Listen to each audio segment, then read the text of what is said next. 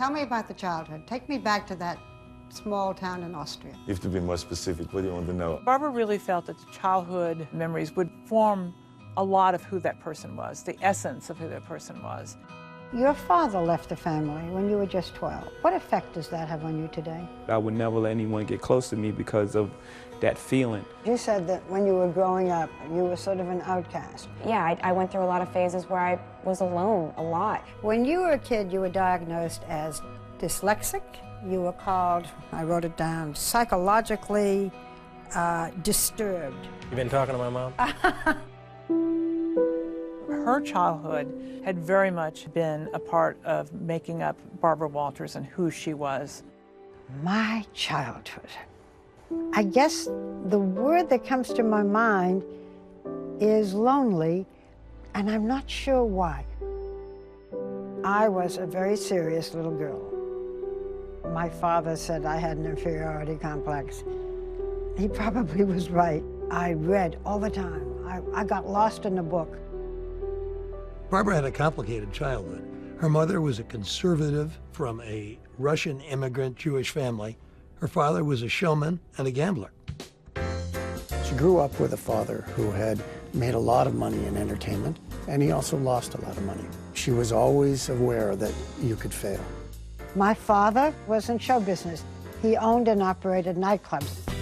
They were called the Latin Quarter. There was one in Boston, there was one in New York, there was one in Florida. So we moved around a lot. I went to 3 different high schools in my 4 years of high school. As I look back, I think it was maybe a strange childhood. To other people, to have a father who owned a nightclub, hey, wasn't that great? But I wanted him to come home every night. I guess I wanted my father to be a dentist. After school, she would go by the Latin Quarter where her dad was working. The most famous Latin Quarter was on Broadway and 48th Street. It had a big line of chorus girls. They did the can-can. If I have a glass of wine, I will sing the theme song. Otherwise, I will spare you. I won't spare you. I'm going to do it. I can see all over the country people turning off their television sets. Okay, so this is Gay Paris. Come on along with me. We're going out to see the Latin Quarter. Put on your old beret. We'll sing the Marseillaise and put the wine away like water. Chorus girls, bum, bum, bum. Get the picture?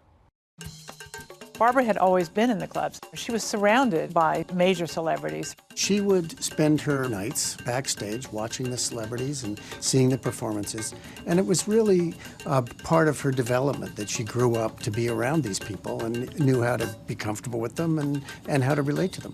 I remember Sophie Tucker. She sang risque songs. And her most famous song was Some of These Days You're Gonna Miss Me, Baby. Some of these days. I knew Milton Berle very well. I could do Milton Berle's act. I really could. Frank Sinatra worked at the Latin Quarter.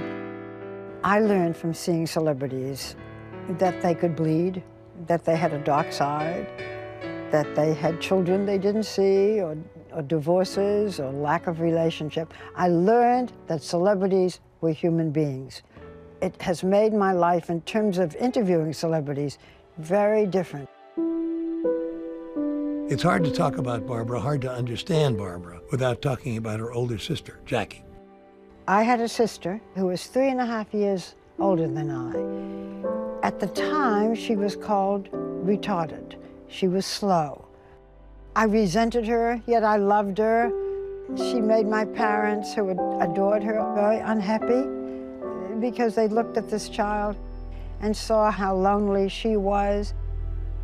If I was going out with a girlfriend, my parents used to say to me, "Take your sister. Can you take your sister?"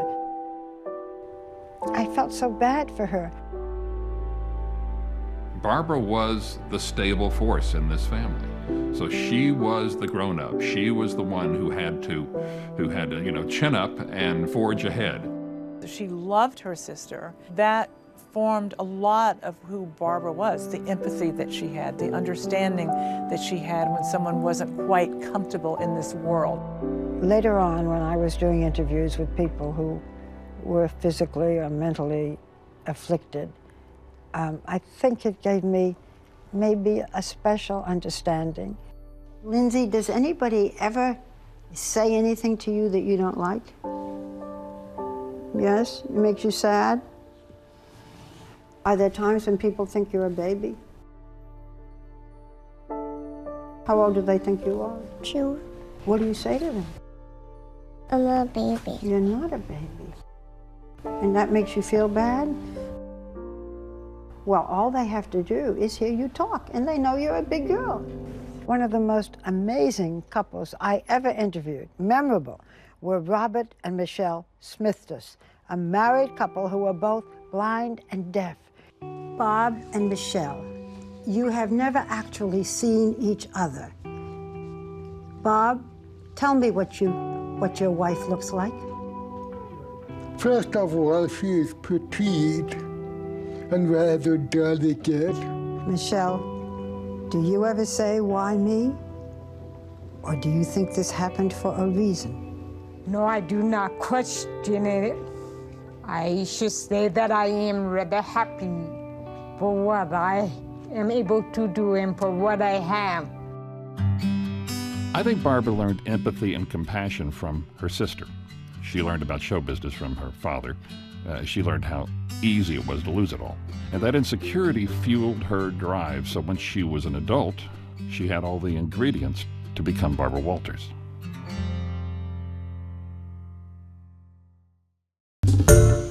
Hi everyone, George Stephanopoulos here. Thanks for checking out the ABC News YouTube channel. If you'd like to get more videos, show highlights, and watch live event coverage, click on the right over here to subscribe to our channel, and don't forget to download the ABC News app for breaking news alerts. Thanks for watching.